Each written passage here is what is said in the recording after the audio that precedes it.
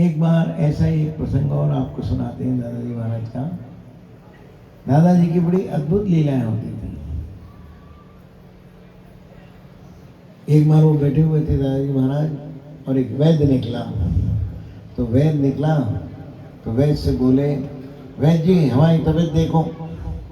तो उन्होंने नाड़ी देखी,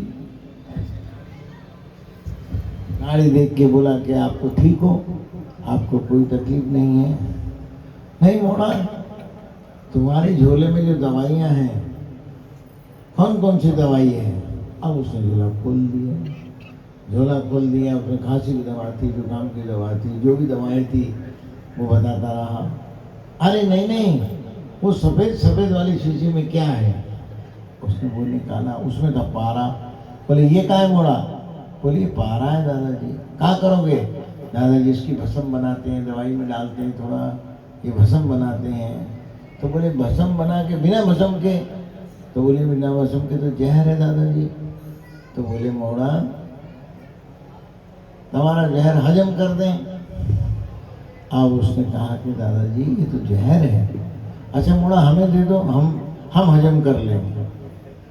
और पारे की शीशी दादाजी महाराज ने उससे ली और पी लिया। अब पीते ही वो उसका पसीना पसीना हो गया कि भैया ये तो पारा है, पारा तो फूट के निकलता है और ये तो हजम ही नहीं हो सकता, यहाँ पे फाड़ देगा, ये तो हजम होगा ही नहीं, निकलेगा। अब वो ये देख के और पी के कुछ हुआ नहीं, वो दूर बैठ गया।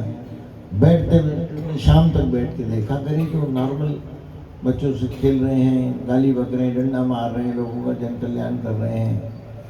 अब ये बात देख के उसके मन में बड़ा कुतूहल हुआ कि जो पारा है, पारा तो शरीर फाड़ के निकलता है, अभी तक क्यों नहीं निकला, कहाँ गया?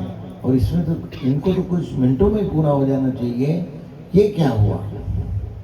अब ये सोच के बड़ा परेशान, और लीला देखे तो उसको लगे कि भाई है तो लीलाधारी, ये कैसी है कि पारे को हजम कर गए।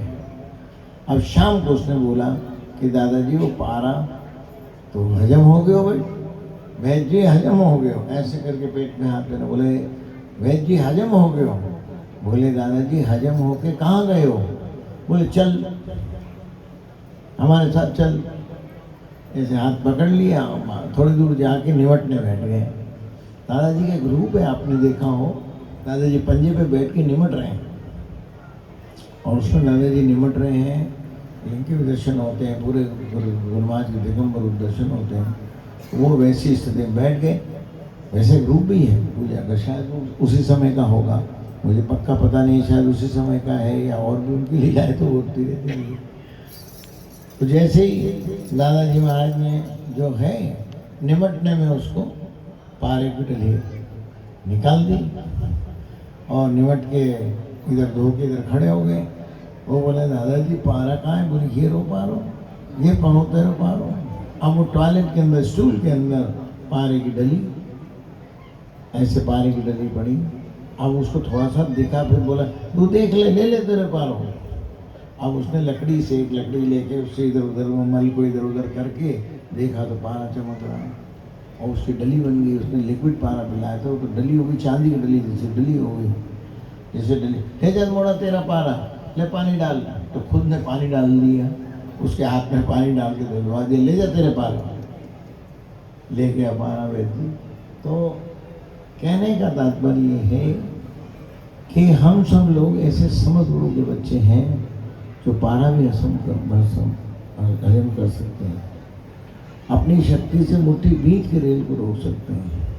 जब ऐसे शक्तिशाली की हम शरणागति हैं तो हमारे संसारिक कामों को कैसे नहीं कर सकते हैं, इसमें कभी हमें संशय नहीं करना चाहिए। ये बात अलग है कि उनकी कब मर्जी होती कब वो करें, किसी का देर किसका सवेर, लेकिन जो दादाजी की शरण में आता है, जो मनोकामना लाता है, दादाजी महाराज को पूरा करते हैं। आज नहीं तो कल, कल नहीं तो परसों, लेकिन दादाजी जरूर करते हैं। किसी किसी की देर भी इसलिए होती है कि हम मन में जो हमारी लगन है वो कभी कभी कम होती है। उसकी भक्ति बढ़ाने के लिए, विश्वास को कसौटी पे कसने के लिए भी गुरु महाराज कभी कभी देर करते हैं। जैसे हमारे इंदौर सरकार हमारे इंदौर सरकार कभी कभी अंदाजा जी यही बोलते थे कि बोले भाई जिसको हमको भगाना होता है उसका तुरंत हम काम कर देते हैं, क्योंकि काम से आया है, काम जाओ, काम हो गया तो भी भक्ति खत्म, काम नहीं हुआ तो भक्ति खत्म। तो बोले इसीलिए अपने बच्चों का काम हम जानबूझ के रगड़ रगड़ के करते हैं, क्योंकि इनको जाने नहीं देना है इसको। तो बोले इसीलिए हम उसको चू चू करा देते हैं, चू चू से चू चू करा देते हैं। तो दादाजी महाराज जिसको चू चू कराते हैं इसका मतलब उसको पक्का बनाते हैं, क्योंकि मान मान के बर्तन जो है चमक रहा है। तो ये जो रगड़ाई है ये हमारे कर्मों के जो दोष हैं उसको हटाने के लिए दादाजी महाराज की दया से। जब एक ऐसी एक बात हुई, एक बच्चे से हमने कहा काटे, तो बोले हमारे कर्म काट। मैं क्या बात, ये बात हुई बढ़िया। तो गुरु महाराज जो भी हमारे दूषित कर्म है उसको काट देते हैं। तो ऐसे समर्थ गुरु के पास हम बैठ के उनके नाम का स्मरण महिमन के जरिए कर रहे हैं, जिससे उनकी प्रसन्नता की दृष्टि हो, आनंद की दृष्टि हो, वो प्रसन्न हो जाए और ऐसी प्रसन्नता हो कि हमारे जीवन का कल्याण हो जाए। क्योंकि जो साधारण कामों की आप जो बात करते हैं, मेरा ये हो जाए वो हो जाए, ये सब चीज़ तो हाथ से अपने प्रयासों से भी हो सकती है, लेकिन जीवन का कल्याण, जीवन की सफलता जो है वो तो गुरु महाराज जी करते हैं कि भवसागर से पार करने का काम। और ये मनुष्य योनि में ऐसा नहीं हो कि आगे जाके कोई पशु योनि या वन योनि मिल जाए हमको, वापिस हमें ऐसी योनि भगवान गुरु महाराज देंगे, वापिस उनकी सेवा करने के लिए शरीर रूप से, मनुष्य रूप से हम आ पाए, ऐसी दया हो।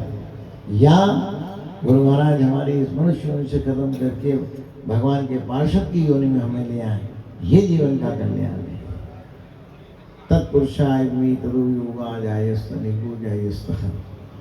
तो जो भी भगवान की शरण में, भगवान की ठाकुर जी की राज महाराज की शरण में जाता है उसका जीवन का कल्याण वो करते हैं। तो हम सब लोग अपने जीवन के कल्याण के लिए, गुरु महाराज की प्रसन्नता के लिए, दादाजी महाराज की प्रसन्नता के लिए, भगवान शिव की प्रसन्नता के लिए हम सब ने शिव महिमन का पाठ किया।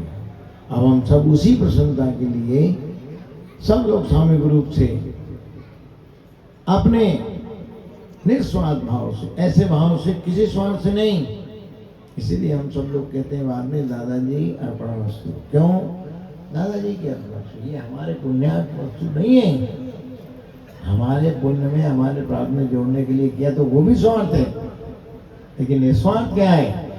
आपके पुण्यार्थ अर्पण, आपकी चीज आपके अर्पण है। जो आपने हमसे सत्कर्म भी कराया है उसका फल आप अपने पास ही रखें, जिसको आप देना चाहें उसको दें, क्योंकि हो सकता है हमसे भी जरूरी कोई ऐसा व्यक्ति हो जो उस समय कोई कष्ट में है, या ऐसा कोई व्यक्ति, आप उदाहरण के लिए जैसे कोई आईसीयू में है जो जी जान से लड़ रहा है कि अब इधर होगा या उधर होगा, उसकी रक्षा के लिए भी हम सबका सामूहिक रूप से जो करा हुआ मई मने शिव तांडव है, उसका जो भी प्रारब्ध है आप उसकी रक्षा करें। रक्षा योगो रक्षा जायम सह। रक्षा जो है सद्गुरु ही करते हैं, इसीलिए हमारे यहाँ रक्षा करो हमारी दादाजी धूनी वाले, हरि हरि जी भोले भाले। रक्षा करो हमारी दादाजी धूनी वाले, शान वाले, भगवा फेराने वाले, भगवा फेराने वाले, धूनी रमाने वाले, डंडा घुमाने वाले। रक्षा करो हमारी, रक्षा करो हमारी दादाजी धूनी वाले, हरे हरे जी भोले भाले। करो हमारी, नाराज डोली मारे, हरे हरे जी भोले मारे। इसीलिए आप सबको हम ये कहते हैं कि अपने अपने बच्चों को महामृत्युंजय, हनुमान चालीसा और रक्षा करो हमारी से दादाजी दूंगा। जो भी आप जिस पंथ को, हम दादाजी के पंथ को मानते हैं, ज़्यादातर लोग दादाजी के मानने वाली हैं, रक्षा करो हमारी, ये सबसे बड़ा महामंत्र है दादाजी की हमारी परंपरा में। दादाजी की परंपरा में जो रक्षा मंत्र है वो सबसे बड़ा मंत्र है। और दूसरा मंत्र है भज लो श्री दादाजी का नाम, भज लो श्री हरि का नाम, भज लो श्री दादाजी का नाम, भज लो श्री हरि का नाम, भज लो श्री दादाजी का नाम, भज लो श्री हरि का नाम, भज लो श्री दादाजी का नाम, भज लो श्री हरि का नाम। तो ऐसे भज लो श्री दादाजी का नाम, भज लो श्री हरि का नाम। जैसे हम राम नाम की धुन लगाते हैं, कृष्ण कृष्ण की धुन लगाते हैं, सिया राम जय जय राम की धुन लगाते हैं, ओम नमः शिवाय ओम नमः शिवाय जो लगाते हैं, वो सब नाम जब जो है, उस नाम जब से जब प्राप्ति हो सकती है, तो गुरु के नाम से कैसे प्राप्ति नहीं हो सकती है। आप जय हनुमान हनुमान करो, कैसे हनुमान जी प्रकट नहीं होंगे, होना पड़ेगा। उसी लिए जब हम दादाजी का नाम लेंगे तो दादाजी जो है तुरंत जो है हमारी सहायता करेंगे। आप कभी भी देखो, कभी भी आपको कभी ऐसा द्वंद्व हो कि क्या करें क्या करें क्या करें, ऐसा करें कैसा, ऐसा जब द्वंद्व हो तो आप हमारी बात मान के देखें।